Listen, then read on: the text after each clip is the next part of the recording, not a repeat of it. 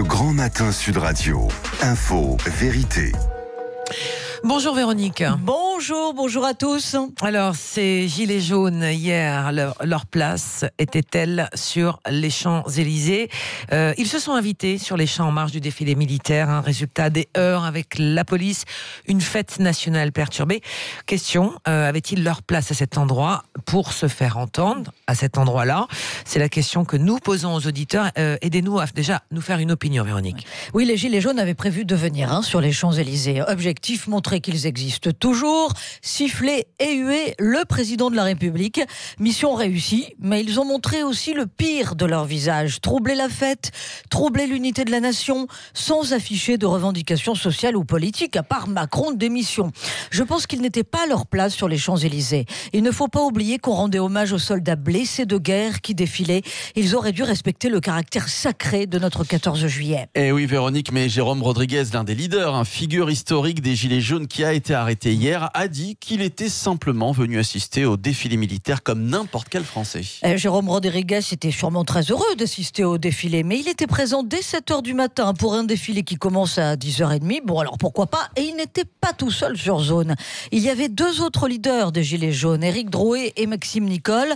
Trois personnages qui disent manifester pacifiquement depuis 8 mois, mais dont les directives suscitent chaque fois des troubles à l'ordre public.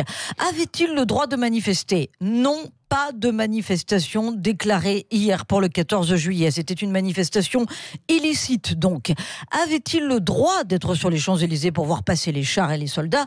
Oui, bien sûr. Avait-il envie de provoquer des troubles ? Nous ne le saurons jamais. Mais c'est réussi.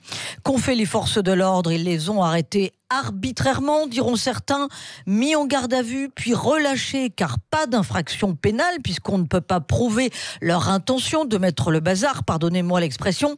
Mais enfin, se faire arrêter, faire mettre en garde à vue, c'était le but recherché par les leaders des Gilets jaunes.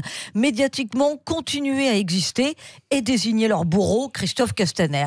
Alors c'est vrai que les Gilets jaunes se font facilement interpeller quand on attend que le soient les Franco-Algériens après les soirs de match. Souvenez-vous, sur les réseaux sociaux, ça a beaucoup buzzé sur le fait qu'après la soirée de jeudi dernier, il n'y avait pas eu d'interpellation. Et bien là, sans doute, le gouvernement a voulu quand même montrer les muscles et montrer qu'il tenait la maison, puisque dans la nuit, il y a eu 250 interpellations après la victoire de l'Algérie. 250 interpellations dans tout le pays.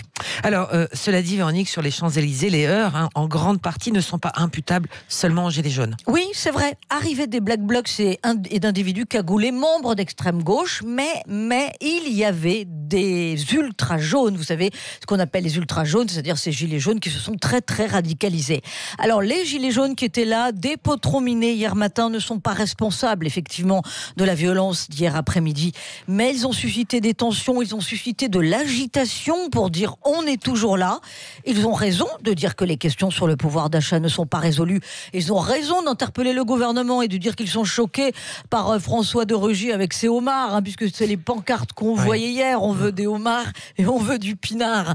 Beaucoup de Français pensent comme eux, mais ils ont maintenant le devoir de trouver une façon quand même d'être plus crédibles. Ils devraient méditer le mot concorde, qui est la clé de voûte de notre destin national. Il faut qu'on arrive à rester tous unis quand même. Alors, on pose la question donc sur les réseaux sociaux, sur Twitter, avec le hashtag 14 juillet, les manifestations qui ont eu hier. Véronique, est-ce qu'on a déjà des réponses et des questions à ce qu'on se pose ? Oui, on a déjà des indications, même si nos auditeurs ne sont pas encore très réveillés. On aimerait qu'il y ait plus de votes. Donc on leur dit allez-y, évidemment. Lendemain de 14 juillet, c'est pas forcément évident. Pour l'instant, c'est oui à 75%. Ils avaient raison d'être sur les Champs-Élysées. Je vous lis ce petit commentaire de Sandrine qui nous dit « Le gilet jaune est un citoyen, pas besoin de mettre la couleur jaune pour le défilé. Lors de la finale de rugby, Emmanuel Macron a bien été hué aussi par des citoyens. »